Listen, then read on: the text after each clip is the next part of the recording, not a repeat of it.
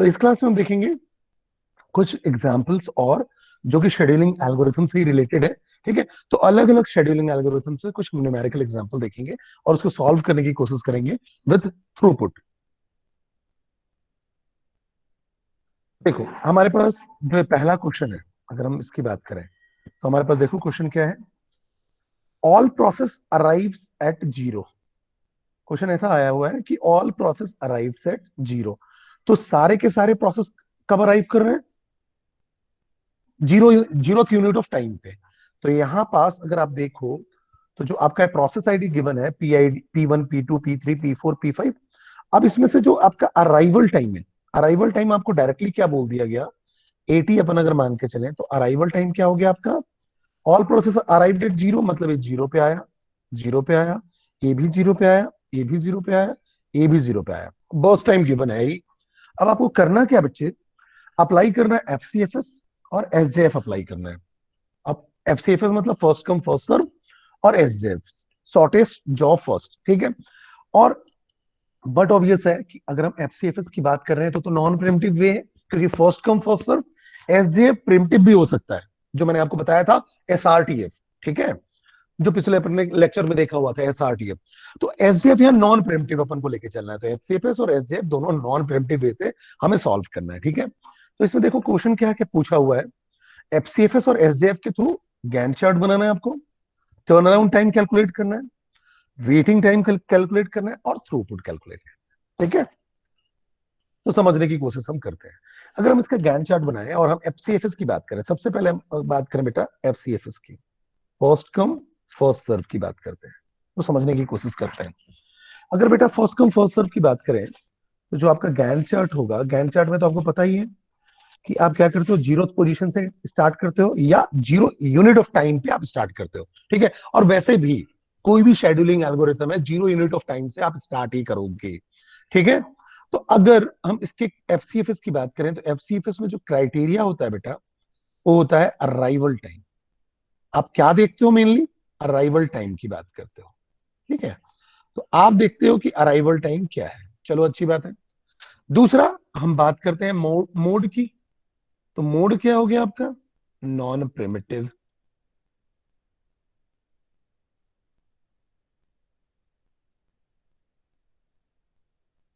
ठीक है, तो सीधी सी बात हो गई, आपका जो कंडीशन हो गया एफसीएफएस का मेन कंडीशन या क्राइटेरिया की हम बात करें, क्राइटेरिया क्या है? Arrival time. ठीक है, मोड कौन सा हो गया? Non primitive. नॉन प्रिमिटिव का मतलब एक बार जिसको सीपीयू मिल गया, जब तक कि वो प्रोसेस पूरी तरह से कंप्लीट नहीं हो जाता है, दूसरे को सीपीयू नहीं मिलेगा। ठीक है, अब बात करते हैं हम जीरो यूनिट ऑफ टाइम पे। तो हम जीरो यूनिट ऑफ टाइम पे बात करें तो जीरो यूनिट ऑफ टाइम पे तो सारे के सारे आ गए। इसका मतलब रेडी क्यू में जो गैंट चार्ट होता है, मैंने आपको बताया था, जो गैंट चार्ट होता है वो क्या रिप्रेजेंट करता है? रनिंग स्टेटस को। ठीक है, तो रेडी क्यू में अगर हम बात करें तो जीरो यूनिट ऑफ टाइम की हम बात कर रहे हैं, तो जीरो यूनिट ऑफ टाइम पे आपका देखो सारे प्रोसेस आ चुके हैं। P1 भी आ चुका है, P2 भी आ चुका है, P3 भी आ चुका है, P4 भी आ चुका है, और P5 भी आ चुका है। तो बट ऑब्वियस है कि क्या बात होगी? बात ये होगी कि किस पर्टिकुलर प्रोसेस को हम सीपीयू दें। ठीक है, या किस पर्टिकुलर प्रोसेस को हम यहां लाएं, रनिंग स्टेट में लाएं। ठीक है, सारे का अराइवल तो सेम है। तो अगर बेटा मैंने बताया था, अगर सबका अराइवल सेम होता है तो आप क्या करते हो? प्रोसेस आईडी के सीक्वेंस की बात करते हो। अगर सबका अराइवल सेम है तो हम सीक्वेंस की बात करते हैं। सीक्वेंस मतलब कि कौन सा सीक्वेंस में पहले है। तो सीक्वेंस में सबसे पहले कौन है? P1 है। तो बट ऑब्वियस P1 को पहले मौका मिलेगा, रनिंग स्टेट में मौका मिलेगा। अब P1 आपका रेडी क्यू से हट गया, पहले P1 को मौका मिलेगा। कितना यूनिट ऑफ टाइम चाहिए इसका? बर्स्ट टाइम से पता चलेगा, BT that is execution time, या बर्स्ट टाइम आप बोलते हो। तो 5 यूनिट ऑफ टाइम चाहिए, तो 0 to 5 तक हो गया। ठीक है, 0 to 5 तक चल गया। ठीक है, अब दूसरी हम अगर बात करें, दूसरी बात करें तो आपका क्या है? P2। ठीक है, अब देखो सीक्वेंस में P2 है पहले, क्योंकि अराइवल तो सबके सेम है, तो P2 सीक्वेंस से हम भी लेंगे। मैंने आपको बताया कि आप सबसे पहले एफसीएफएस में अराइवल देखते हो, अगर अराइवल सेम हुआ तो बट ऑब्वियसली सीक्वेंस देखेंगे कि कौन से सीक्वेंस में है वो। तो यहाँ देखो इन सीक्वेंस में P2 जो है उसका सीक्वेंस पहले है, तो हम P2 को लेंगे। अब P2 कितना यूनिट ऑफ टाइम ले रहा है बच्चे? इसको कितना चाहिए एग्जीक्यूशन के लिए? 24 यूनिट। तो बट ऑब्वियसली 5 + 24 दैट इज 29। ठीक है, फिर सीक्वेंस में कौन सा है, P3। P3 को लेंगे, P3 को कितना यूनिट ऑफ टाइम चाहिए, 16। तो 29 + 16 दैट इज 45। फिर हम बात करें P4 है सीक्वेंस में, तो फिर P4 को मौका मिलेगा, कितना यूनिट ऑफ टाइम चाहिए इसको, 10 यूनिट ऑफ टाइम चाहिए। तो कितना हो जाएगा, 45 + 5 10 55। देन लास्ट में P5 बचा। ठीक है, यहां से P2 भी हट गया, P3 भी हट गया, P4 भी हट गया, अब केवल P5 बचा है। तो P5 लिया मैंने। ठीक है, इसको कितने यूनिट ऑफ टाइम चाहिए, 3 यूनिट ऑफ टाइम। तो 55 + 3 कितना हो गया, 58। ठीक है, तो कुछ हम ऐसे सॉल्व करेंगे FCFS में। एक गैंट चार्ट आपका बन गया। अब गैंट चार्ट बन गया तो आपको कोई दिक्कत ही नहीं है, फिर तो कोई बात ही नहीं है।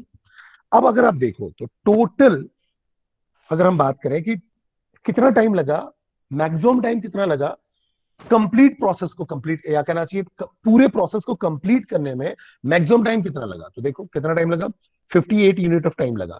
या वो 58 सेकेंड हो सकता है, 58 मिनट हो सकता है, जिस भी यूनिट में वो बोल रहा हो उस यूनिट में आप बोल सकते हो। नहीं यूनिट दिया हुआ तो सिंपल यूनिट ऑफ टाइम है, आप ऐसा ऐसी बात करते हो। तो बट ऑफ ये से कितना टाइम लगा, 58 यूनिट ऑफ टाइम लगा इसमें टोटल प्रोसेस को कंप्लीट करने के लिए। अब अगर हम देखें तो हमारे पास सबसे पहले हम निकालते हैं कंप्लीशन टाइम, तो सीटी निकालेंगे। ठीक है, तो कंप्लीशन टाइम निकालने का तरीका क्या होता है, कंप्लीशन टाइम आप देखते कैसे हो कि कौन सा प्रोसेस कब कंप्लीट हो रहा है। तो आप क्या करते हो, प्रोसेस के राइट में देखते हो, तो प्रोसेस P1 है, P1 के राइट में देखो 5 पे कंप्लीट हो रहा है, तो क्या हो जाएगा, सीटी इसका 5। P2 के राइट में देखेंगे तो 29, तो ये आपका 29। P3 के राइट में देखेंगे तो देखो 45। फिर P4 के राइट में देखेंगे तो 55।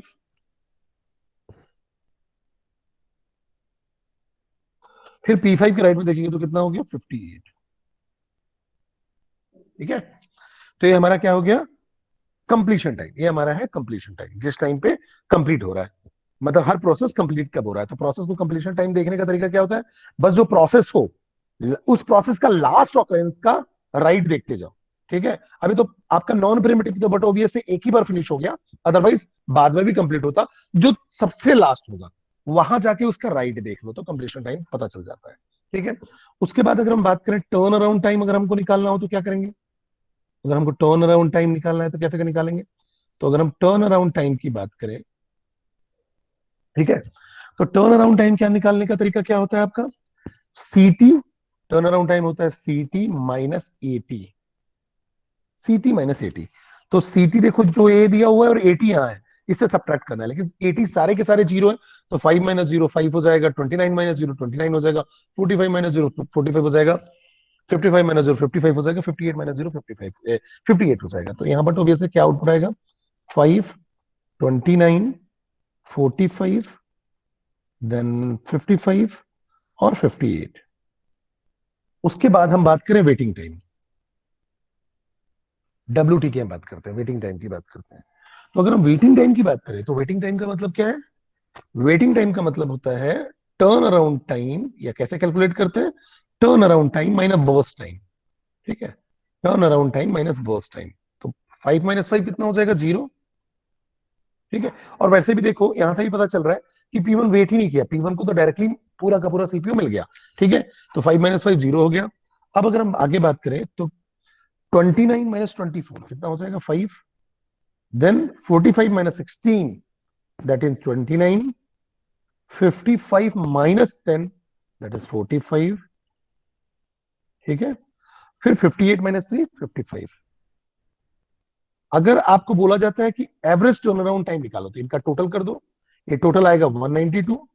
और एवरेज टर्न अराउंड टाइम कैसे निकालते हैं, total turn around time divide by number of processes, कितने प्रोसेसेस हैं, 1 2 3 4 5, तो 192/5 हो जाएगा, ये आपका आ जाएगा एवरेज टर्न अराउंड टाइम। ठीक है, उसके बाद अगर आप इसको निकालोगे तो आपका एवरेज टर्न अराउंड टाइम जो कहना चाहिए 192/5, मतलब ये आ जाएगा 38.4। ठीक है, इसकी बात करें एवरेज वेटिंग टाइम, तो ये आप जब टोटल करोगे तो ये आएगा 134। अब 134 divide by number of process that is 5, ये कितना आ जाएगा आपका 26.8। ठीक है, उसके बाद बात करते हैं थ्रूपुट। ये सारा कुछ तो हमने निकाल लिया। अब उसके बाद बात करते हैं थ्रूपुट हमें निकालना है। थ्रूपुट हम निकालेंगे तो कैसे निकालेंगे? थ्रूपुट निकालने का तरीका होता है बेटा, number of processes, number of processes divide by maximum of CT minus minimum of AT. Maximum of CT minus minimum of AT. Number of processes कितने हैं? 1 2 3 4 5। तो नंबर ऑफ प्रोसेसेस हो गया 5 डिवाइड बाई मैक्सिमम ऑफ सीटी। सीटी maximum देखो कौन कितना आ रहा है? 58 मैक्सिमम, तो 58 माइनस मिनिमम ऑफ 80। अब 80 मिनिमम क्या है? जीरो ही है। मिनिमम मैक्सिमम सब जीरो है, मिनिमम लेना है लेकिन मुझे। तो 5 डिवाइड बाई 58। अब 5 डिवाइड बाई 58 आएगा तो आपका आउटपुट आएगा, सॉरी, जब आप कैलकुलेट करोगे तो आंसर आएगा 0.086। ठीक है, इसको 100 से अगर आप मल्टीप्लाई कर देते हो तो परसेंटेज में भी निकल जाएगा, तो 8.6% या 0.086। ठीक है, क्योंकि 100 से आपने मल्टीप्लाई कर दिया तो परसेंटेज में आ गया, तो 8.6% या 0.086। Is that clear to all of you? Yes और नो? बोलिए बच्चे, ये बात समझ में आई या नहीं आई? यहां तक क्लियर है? Yes sir. किसी को कोई डाउट? गुड, ठीक है। दूसरी बात करें हम, ये तो मैंने एफसीएफएस का आपको बता दिया। ठीक है, अब दूसरा, अगर हम इसी क्वेश्चन को, जो हमने क्वेश्चन लिया हुआ था, इसी क्वेश्चन की अगर हम बात करें, इसी क्वेश्चन में आपके पास एसजेएफ विथ नॉन प्रेम्पटिव भी निकालना है। क्वेश्चन में देखो, आपका क्या था? पहले एफसीएफएस निकालना था, फिर एसजेएफ विथ नॉन प्रेम्पटिव की बात कर रहे हैं। तो अब इसी सेम क्वेश्चन में हम एसजेएफ विथ नॉन प्रेम्पटिव की बात करेंगे। तो बेटा यहां सबसे पहले तो हमारे पास अराइवल टाइम की हम बात करेंगे। तो क्या बताया हुआ है क्वेश्चन में कि जो अराइवल टाइम है वो सारे के सारे सभी एक ही टाइम पे अराइव हो रहे हैं। तो बट ऑफ ये से क्या हो गया, अराइवल में क्या ले लूंगा? सबका जीरो टाइम पे मैंने अराइवल ले लिया, 0 यूनिट ऑफ टाइम पे अराइवल ले लिया मैंने। ठीक है, अब अगर हम एसजीएफ की बात करते हैं, एसजीएफ में जो मेन आपका क्राइटेरिया होता है इसका, अगर एसजीएफ की बात करो, फुल फॉर्म क्या है? Shortest job first. मतलब जिसको टाइम एग्जीक्यूशन में कम से कम लगेगा उसको हम पिक करेंगे सबसे पहले।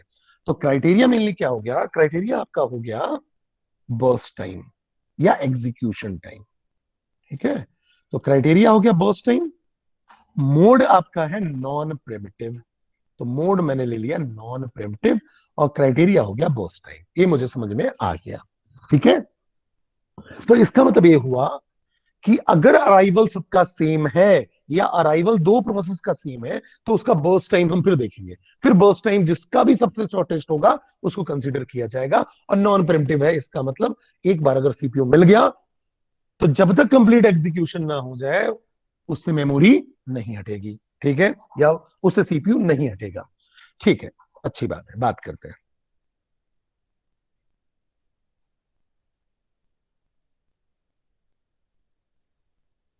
तो अगर हम देखें, तो अगर आप देखो इसमें, सबसे पहले हम स्टार्ट कहां से करेंगे? जीरो पोजीशन से। एक गैंट चार्ट हम बना रहे हैं। ठीक है, और मैंने आपको बताया गैंट चार्ट क्या होता है, रनिंग स्टेटस बताता है। तो गैंट चार्ट की हम बात करते हैं। ठीक है, तो अगर देखो बेटा, इसमें सबसे पहले हम क्या करेंगे? सबसे पहले मैंने लिया रेडी क्यू। तो रेडी क्यू में क्या होगा? जीरो पोजीशन की हम बात करें, मतलब 0 यूनिट ऑफ टाइम की बात करें, पोजीशन नहीं, 0 यूनिट ऑफ टाइम पे। तो 0 यूनिट ऑफ टाइम अगर हम देखें तो सारे प्रोसेस का अराइवल सेम है। तो but obviously 0 unit of time पे P1 भी आ चुका है, P2 भी आ चुका है, P3 भी आ चुका है, P4 भी आ चुका है, और P5 भी आ चुका है। ठीक है, अब बात ये आती है कि अगर सारे के सारे 0 यूनिट ऑफ टाइम पे आ गए हैं तो मैं किसको सेलेक्ट करूं? तो क्राइटेरिया क्या है मेरा? यहाँ अराइवल नहीं है, क्राइटेरिया है बर्स्ट टाइम।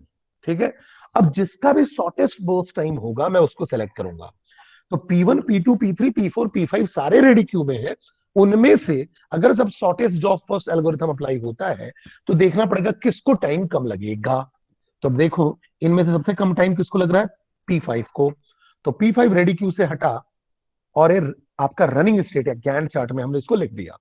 तो बट अब ये से P5 यहां आ गया, और इसको टाइम कितना लगा? 3 यूनिट ऑफ टाइम। ठीक है, जब इसको 3 यूनिट ऑफ टाइम लगा तो समझिए, अब 3 यूनिट ऑफ टाइम लग गया। अब उसके बाद किसको मौका मिलेगा? अभी अब आपके पास देखो, P1 P2 P3 P4 ये पूरे के पूरे वेटिंग क्यू में है और कोई नया प्रोसेस है नहीं, तो इन्हीं में से कंपेयर करेंगे। तो बट ऑब्वियस है फिर मौका मिलेगा P1 को।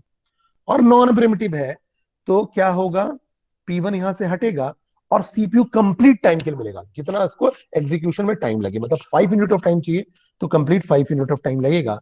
तो देखो 8 यूनिट तक चलाए, ठीक है, 3 + 5 कितना हो गया, 8 हो गया। फिर हम बात करें तो उसके बाद हम हमारे पास अब कौन कौन से वेटिंग में बचे हुए, P2 P3 और P4। तो P2 को कितना टाइम लग रहा है 24, P3 को कितना टाइम लग रहा है 16 और P4 को टाइम कितना लग रहा है 10। तो बट ऑब्वियसली अब P4 सेलेक्ट होगा, बहुत टाइम कम है इसका। तो P4 पूरी सीपीयू, पूरा का पूरा सीपीयू मिलेगा कंप्लीट एग्जीक्यूशन के लिए। तो P4 को कितना 10 यूनिट ऑफ टाइम लग रहा है। तो 8 + 10 कितना हो जाएगा 18, ठीक है। अब आपके पास P4 भी रेडी से हट गया, रनिंग में चला गया। अब P2 और P3 बचे, तो दोनों में से देखो P3 का बर्स्ट टाइम लेस है, तो P3 आएगा, ठीक है। P3 को कितना चाहिए 16 यूनिट टाइम चाहिए, तो 18 + 16 दैट इज 34। फिर उसके बाद बचा कौन, P2 केवल, तो P2 भी रेडी से रनिंग में आ जाएगा और P2 को 24 यूनिट टाइम चाहिए, तो 34 + 24 दैट इज 58, ठीक है। तो टोटल कितना हो गया 58। अब अगर आप देखो तो अब आपके पास एक पूरे के पूरे प्रोसेस कंप्लीट हो गए, कोई नया प्रोसेस नहीं बचा, अच्छी बात है, ठीक है।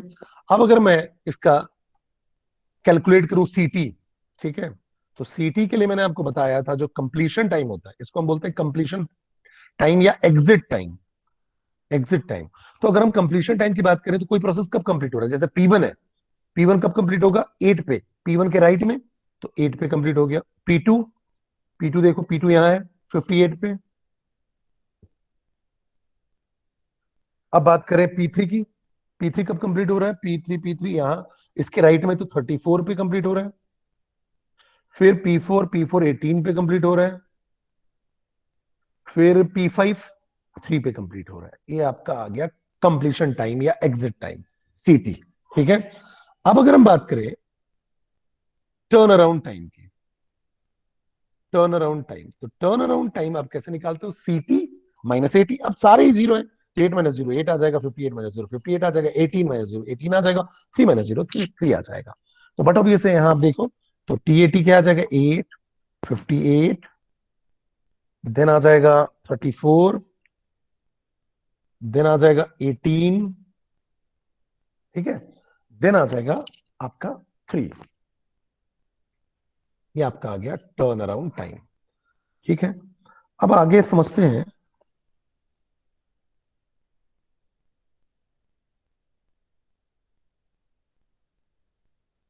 अब आगे हम बात करें तो आगे देखो बच्चे, अब हमको निकालना है वेटिंग टाइम। तो वेटिंग टाइम निकालने का तरीका क्या होता है, WT कैसे निकालते हैं।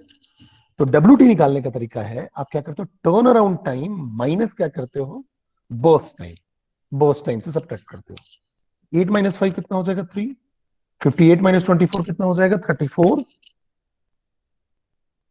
34। फिर 34 - 16 कितना हो जाएगा 18, 18 - 10 कितना हो जाएगा 8, 3 - 3 कितना हो जाएगा 0, ठीक है, ठीक है। तो जो टर्न अराउंड टाइम, हम एवरेज अगर टर्न अराउंड टाइम निकालें तो एवरेज टर्न अराउंड टाइम अब अगर इसको कैलकुलेट करो तो कितना आ जाएगा, टोटल कर लो इसको, ठीक है।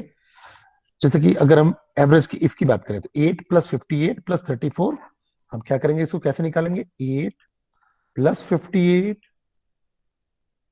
+ 34 + 18 + 3, ठीक है। इसको डिवाइड करो कितने से, total number of process that is 5। तो अगर आप डिवाइड करोगे तो कितना आ जाएगा, अगर आप देखो तो ये आपका है 8 + 58 + 34 + 18 + 3, तो 11 15, ये आ जाएगा 121। 121 डिवाइड बाई 5 कितना आ जाएगा, ये आएगा आपका 24.2, ठीक है। फिर हम बात करेंगे इसकी WT को जोड़ें तो 34 + 3 36, 8 44 10 54 8, ठीक है, 55 प्लस सॉरी दैट इज 63, ये आपका आ जाएगा 63, क्योंकि 34 + 3 37, ठीक है। और ये 55, 55 प्लस 8 63 हो जाएगा। तो 63 और डिवाइड बाई मैं अगर 5 करूं तो ये कितना आ जाएगा, ये आपका आ जाएगा बटे 12.6। ठीक है, 12.6। अब बात ये आती है, ये आपका आ गया 24.2 और 12.6। अब हमको इसका थ्रूपुट निकालना है। ठीक है, अगर थ्रूपुट निकालोगे, थ्रूपुट कैसे निकालोगे, तो थ्रूपुट का मैंने आपको फॉर्मूला बताया, total number of process that is 5 divide by max of सीटी। मैक्स ऑफ सीटी देखो, मैक्स ऑफ सीटी, मैक्सिमम सीटी क्या है, इसमें है मैक्सिमम सीटी 58, 58 माइनस मीन ऑफ 80, मिनिमम तो जीरो ही है, तो 5 डिवाइड बाई 58, ये आपका आ गया थ्रूपुट। ठीक है, ये आपका थ्रूपुट आ जाएगा। तो अगर आप देखो तो हम टोटल कैलकुलेशन जो करते हैं, कैलकुलेशन करने में हमारे पास सारे जो चीजें हैं वो आपको कहां से मिल जाता है, गैंट चार्ट से मिल जाता है। ठीक है, तो अगर आप 5 डिवाइड बाई 58 करोगे तो लगभग में आएगा 0.086। ठीक है, ठीक है, और 100 से मल्टीप्लाई कर दिया तो ये लगभग में 8.6% आ जाएगा। तो बट ऑब्वियस है हम ऐसे निकाल सकते हैं टर्न अराउंड टाइम और waiting time, average turn around time, average waiting time और थ्रूपुट निकाल सकते हैं।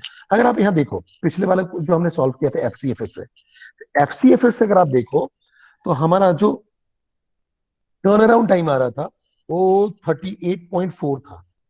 ठीक है, 38.4, देखो टर्न अराउंड टाइम ये 38.4 आ रहा था आई थिंक। ठीक है, जैसे 192 को हमने 5 से डिवाइड किया, फिर से डिवाइड कर लेते हैं। तो अगर आप देखो 192 डिवाइड बाई 5 अगर अपन ने किया, ठीक है, 192 डिवाइड बाई 5 दैट इज 38.4, और 134 डिवाइड बाई 5 करें, 134 डिवाइड बाई 5 दैट इज 26.8। अगर इनके कंपैरिजन में देखो तो इनका जो टर्न अराउंड टाइम है वो आ रहा है 24.2। ठीक है, और इसका जो वेटिंग टाइम आ रहा है, एवरेज वेटिंग टाइम, वो 12.6 आ रहा है, पिछले वाले से अच्छा आ रहा है। ठीक है, तो अगर आपको शेड्यूलिंग एल्गोरिथम बोले कि दोनों शेड्यूलिंग एल्गोरिथम लगाओ और बताओ कि कौन सा बेटर है, तो बट ऑब्वियसली जिसका टर्न अराउंड टाइम कम से कम आए, वेटिंग टाइम कम से कम आए, वो जो होगा बेटर एल्गोरिथम होगा। ठीक है, फिर हम बात करें, अगर राउंड रॉबिन से आपको अगला क्वेश्चन सॉल्व करने के लिए बोला जाता है कि अब राउंड रॉबिन से आप नेक्स्ट क्वेश्चन को सॉल्व करो, ठीक है, तो कैसे करोगे। अब देखो राउंड रॉबिन में आपको क्या दिया रहता है, टाइम क्वांटम। तो सबसे पहले बोला गया all process arrived at zero, तो सारे प्रोसेस किस पे अराइव हो रहे हैं, जीरो पे। तो अराइवल टाइम क्या हो गया, जीरो, जीरो और जीरो। ठीक है, टीक्यू क्या हो गया, 5। टीक्यू टाइम क्वांटम कितना दिया हुआ है, 5, मतलब एक प्रोसेस को मैक्सिमम 5 यूनिट ऑफ टाइम मिलेगा। और बाकी अगर इसकी क्राइटेरिया की हम बात करें तो क्राइटेरिया इसका एफसीएफएस जैसा होता है, मतलब अराइवल टाइम, अराइवल टाइम और प्लस टाइम क्वांटम।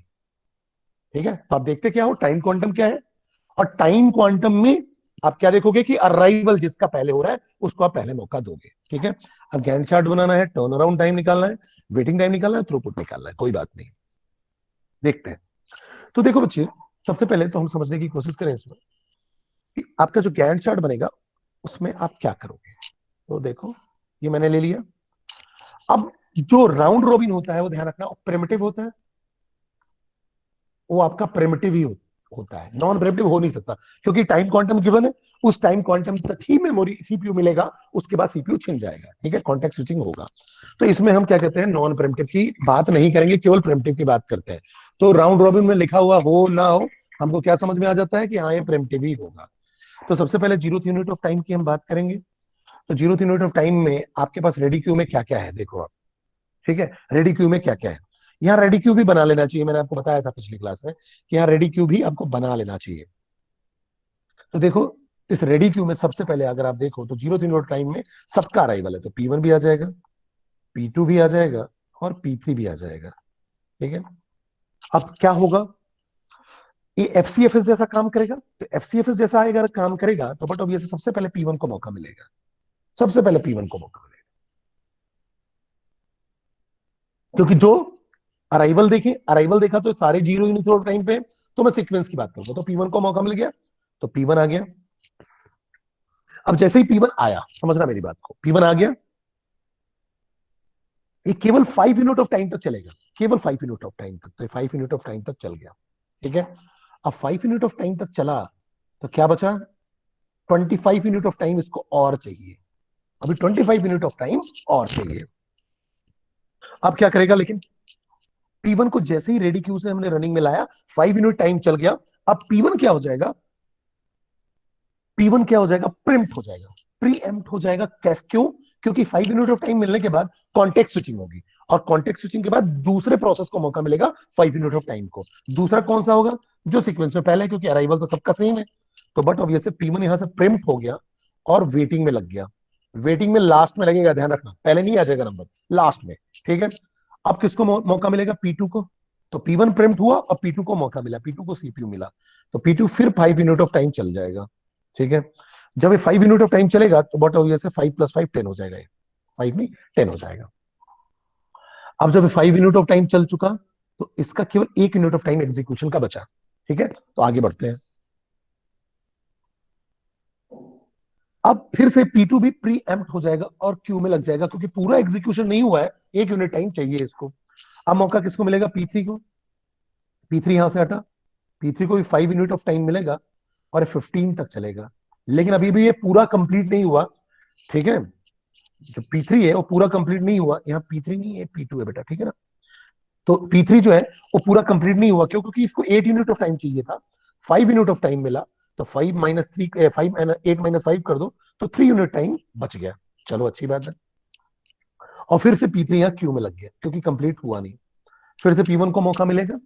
ठीक है, P1 फिर से आएगा, यहां से हटेगा, और P1 फिर से यहाँ आया, फिर से 5 यूनिट ऑफ टाइम मिलेगा, तो 25 में से 5 यूनिट ऑफ टाइम फिर मिल गया, तो 20 यूनिट ऑफ टाइम बचा।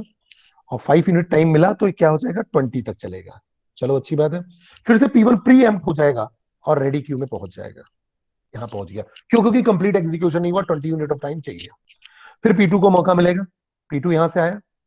अब P2 बोलेगा मुझे तो केवल 1 यूनिट ऑफ टाइम चाहिए, देखो केवल 1 यूनिट ऑफ टाइम। तो 20 से 1 21 तक चलेगा, क्योंकि सीपीयू का प्रॉपर यूटिलाइजेशन करना है, तो 5 यूनिट ऑफ टाइम नहीं देना है, जितना बचा है उतना ही देंगे हम। हाँ, अगर मैक्सिमम होता है या 5 चाहिए होते तो 5 हम देते, लेकिन इसको चाहिए नहीं। लेकिन क्या हुआ, अब केवल इसको 1 यूनिट ऑफ टाइम चाहिए था, तो P2 यहां से टर्मिनेट हो गया, अब वेटिंग में नहीं जाएगा। ठीक है, टर्मिनेट हो गया, तो अब P3 और P1 बचे। बट ऑब्वियसली क्यू में P3 पहले है, तो P3 को मौका मिलेगा, P3 को मौका मिला। और P3 को कितने यूनिट ऑफ टाइम चाहिए बचे, तो 3 यूनिट, तो केवल 3 मिलेगा। और 5 यूनिट ऑफ टाइम है, लेकिन अब 3 ही चाहिए, तो 3 मिलेगा। तो कितने तक चलेगा, 24 तक। लेकिन अब ये वेटिंग में नहीं जाएगा, क्यों? क्योंकि ये पूरी तरह से कंप्लीट हो चुका, तो यहां से टर्मिनेट हो जाएगा। अब बात आएगी P1 की, तो P1 को फिर से 5 यूनिट ऑफ टाइम मिलेगा। ठीक है, 29 तक गया। ठीक है, फिर P1 को 5 यूनिट ऑफ टाइम मिलेगा, 34 तक गया, क्योंकि 5 यूनिट ही टाइम मिलेगा। लेकिन अब कोई प्रोसेस नहीं है, वो बात अलग है, तब भी इसको 5 यूनिट ही टाइम मिलेगा। अगर कोई प्रोसेस आ जाएगा तो दूसरे को मिल जाएगा मौका। फिर P1 को 5 यूनिट ऑफ टाइम मिला, 39 तक गया। फिर P1 को 5 यूनिट ऑफ टाइम मिला, ये 44 तक गया। ठीक है, अब आपके पास कुछ भी नहीं बता, ये कंप्लीट हो गया।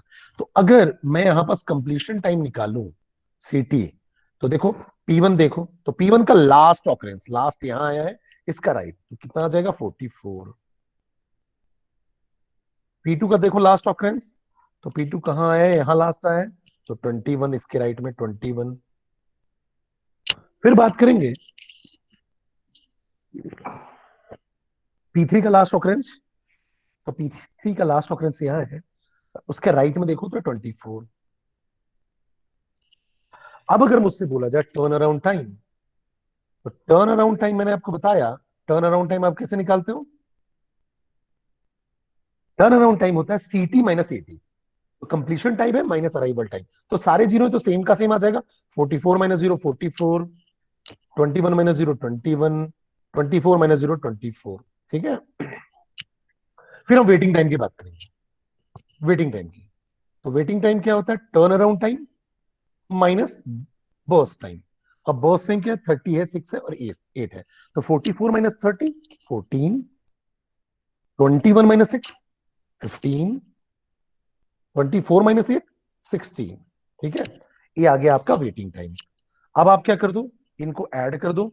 अगर आप इसको टोटल ऐड करोगे तो 4159 हो जाएगा, 2244 89, 89 डिवाइड बाई 3 कर दो, नंबर ऑफ प्रोसेस, तो आपका एवरेज टर्न अराउंड टाइम आ जाएगा। जो कि आपका आएगा 29.66। ठीक है, फिर आप इसको ऐड कर दो तो 15 प्लस 10 25, 29 और 640, हाँ 45, 45 डिवाइड बाई 3, तो 45 डिवाइड बाई 3 मतलब 15 आ गया। थ्रूपुट कितना हो जाएगा, number of process 3 divide by max of सीटी। मैक्स ऑफ सीटी क्या है, देखो मैक्स ऑफ सीटी क्या है 44, 44 माइनस मिन ऑफ 80, मिनिमम 80 क्या है 0, तो 3 डिवाइड बाई 44, ये कितना आ जाएगा 0.068, या 100 से मल्टीप्लाई कर दो तो परसेंटेज में आ जाएगा। तो ये आपका क्या हो गया, थ्रूपुट निकालने का तरीका हो गया। ठीक है, ऐसे हम थ्रूपुट निकालते हैं, मैक्स ऑफ सिटी माइनस मिन ऑफ 80। तो ये बेटा हुआ राउंड रोबिन निकालने का तरीका, राउंड रोबिन में। ठीक है, अब एक प्रिमिटिव है तो यहाँ आप रिस्पॉन्स टाइम भी निकाल सकते हो, बट ऑब्वियस है क्या निकाल सकते हो, रिस्पॉन्स टाइम भी आप निकाल सकते हो। रिस्पॉन्स टाइम निकालने का तरीका मैंने आपको बताया था। पहली बार सीपीयू कम मिला, अगर मुझे रिस्पॉन्स टाइम निकालना है तो क्या करेंगे, पहली बार आपको सीपीयू कम मिला, माइनस किससे करोगे, आप बताओ। मैंने बताया हुआ था पहले, रिस्पॉन्स टाइम निकालने का तरीका मैंने आपको पहले ही बताया हुआ है, और बहुत सारे क्वेश्चन भी इसमें हमने सॉल्व कराया हुआ है कि आप देखो अगर प्रिमिटिव है तो रिस्पॉन्स टाइम निकालना चाहिए, क्योंकि नॉन प्रिमिटिव में रिस्पॉन्स टाइम वेटिंग टाइम के बराबर आता है। तो रिस्पॉन्स टाइम का मतलब ये होता है कि आपको सबसे पहले बार सीपीयू कम मिला -80, तो पहली बार सीपीयू P1 को कम मिला 0 पे, ठीक है, और 0 माइनस 0 0 आ गया, तो P1 का 0 आ गया। P2 का देखो, P2 का सबसे पहली बार रिस्पॉन्स कब मिला 5, और 5 माइनस अराइवल टाइम 0, तो 5 आ गया। ठीक है, फिर P3 को सबसे पहली बार कहना चाहिए सीपीयू का मिला 10 पे, सबसे पहले तो लेफ्ट देखना है उसका, सबसे पहले ऑकरेंस का लेफ्ट, तो 10 पे मिला पहली बार, और 10 माइनस अगर आप अराइवल टाइम करोगे 0, तो 10 आ जाएगा। ऐसे हम रिस्पॉन्स टाइम निकाल रहे हैं। तो ये तरीका होता है प्रिमिटिव और नॉन प्रिमिटिव में। ठीक है, अभी आपका SRTF है, शॉर्टेस्ट रिमेनिंग टाइम फर्स्ट। ठीक है, और कहना चाहिए इसको हम क्या बोल सकते हैं, SJF प्रिम्पशन। ठीक है, अब इसका आपको खुद से बनाना है, इसमें मैंने आपको बताया था कि ये शॉर्टेस्ट जॉब फर्स्ट का प्रिमिटिव वर्जन है, प्रिम्पशन के लिए थ्रू आपको काम करना है। ठीक है, इसमें मैं गैंट चार्ट आपको बना देता हूं। ठीक है, जो रिजल्ट में आएगा आप इसको करके देखोगे कि आपका ऐसा आ रहा है कि नहीं आ रहा है, पूरा कैलकुलेशन आप खुद करके देखोगे तो कुछ ऐसा आएगा, देखना गैंट चार्ट अगर आप देखोगे तो कुछ ऐसा आएगा इसका, 0 1 2 3, या 0 to 3 तक पूरा ले लेना तो भी चलेगा। P2 की बात करेंगे तो ये 4 तक आएगा, P3 की बात करेंगे तो ये 5 तक आएगा, फिर P3 की बात करेंगे 6 तक आएगा, फिर P3 7 तक, फिर P3 8 तक, फिर P5 आएगा 10 तक, फिर आपका आएगा P2 15 तक, फिर आएगा P4 20 तक। ठीक है, ऐसा करके देखना ये आपका कैलकुलेट हो रहा है सही या नहीं हो रहा है, पूरी चीजें निकाल के देखना। इसमें अगर आप देखोगे तो जो आपका सीटी आएगा वो आएगा 3, 15, 8, 20 और 10। ठीक है, अब इसके बाद आप टर्न अराउंड टाइम और वेटिंग टाइम आप निकाल सकते हो, इससे आप टैली कर सकते हो। Is that clear?